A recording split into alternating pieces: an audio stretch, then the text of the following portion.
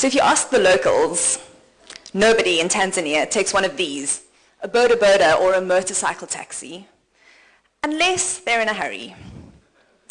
And by the looks of it, a lot of people are in a hurry. Quick, inexpensive, and dangerous.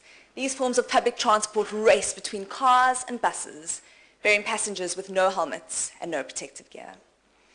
On my first day in Dar es Salaam, I helped two of the doctors put in bilateral chest drains for a 6-year-old who'd been hit by one of these in Zanzibar.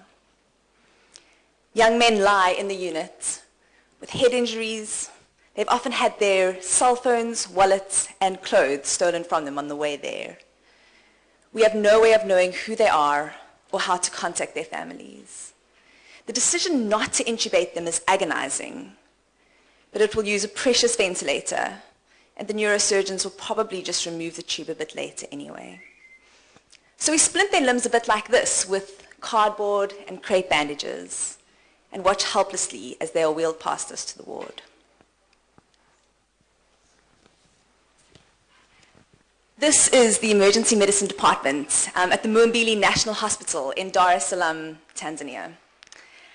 Some things are familiar. I poke my head through curtains like these to see queues, ward rounds, worried families, ectopic pregnancies, TB, and heart failure. What I'm not used to, though, is the scarcity of care both before and after the emergency center contact. And I think Gugu Zulu's story shocked us, not because of the tragedy and the sudden loss of life, which was terrible, but because deep down inside, we kind of think there should have been a helicopter to take him down, or at least a district hospital waiting for him at the bottom. And there isn't. And I'm reminded again of Olive Kubisingwe's quote, which is often quoted. She said it at the WHO, that emergencies occur everywhere, and each day they consume resources, regardless of whether there are systems capable of dealing with these.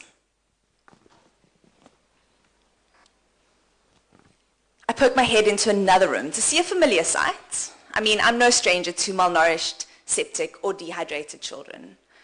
What I'm not used to is the amount or the state in which they arrive. Now, this is a quiet day, which is why I could take the photo with their permission.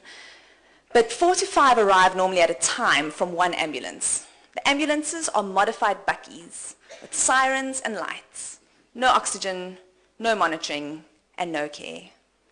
In fact, not uncommonly, children are loaded off from the backs of these ambulances already dead. These beautiful bright kangas are used as sheets and blankets, and 2 to 3 children share a cot. Children in general are remarkably resilient, but years of infections and malnutrition have rendered these little ones helpless and weak. The mothers look uncertainly around as a flurry of activity fills the room. One of the babies has stopped breathing.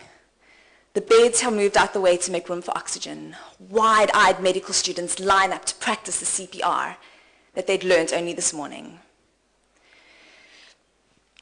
These little hearts have been compensating for so long against the relentless onslaught of illness that by the time they give up, it really is too late.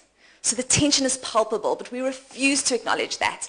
And we fight, we continue with the resus until everyone agrees that we have done all we can. And we stop. Turn off the oxygen. Turn off the monitors. And a sound fills the room, which I think all of us in this room know very well. The wailing of a mother who has lost her child.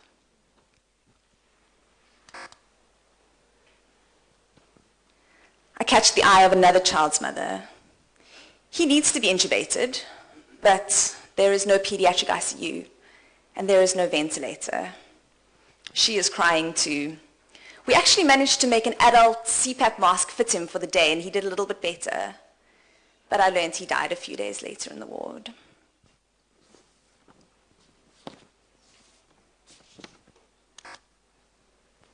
This is Catherine.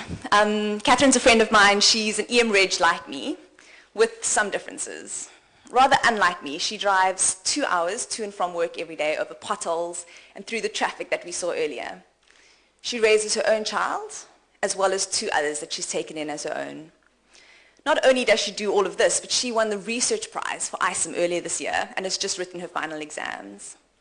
What Catherine does is she sneaks into the pediatric wards, puts in more IVs for the children who've been forgotten, organizes cardiac consults, repeats their ultrasounds. This is Mula, another Reg. He is from the Congo. He sold all he had to move his family to Tanzania to specialize in emergency medicine. He will return later this year to certain war and danger, but he believes in the value of emergency medicine in his country. Mzungu is what the Tanzanians call us white people. I would introduce myself and smile widely and say, I am from Africa Kusini. I am from South Africa. And they would nod, smile, and then after a few moments ask, but where do you really come from? And so I laugh about it now, but the truth is that I know in my heart that Africa's story is my story. The reason I love Africa and hate Africa so much is because it's my story, and it's your story. And the story of emergency medicine in Africa is our story too. It's a story of smiling through tears. It's a story of resilience. It's a story of dignity, of patients that would look up at me and say through their pain, Pole Nakazi, meaning, doctor, I am sorry that you are working today. It's the story of African solutions to African problems, like these electrodes that secure a drip much better than anything I've ever seen.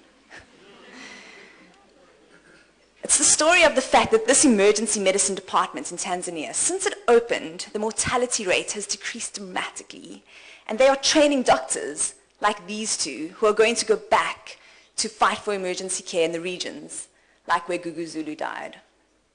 So it's a story of sweat, it's a story of tears, and it's a story of believing that you can move mountains.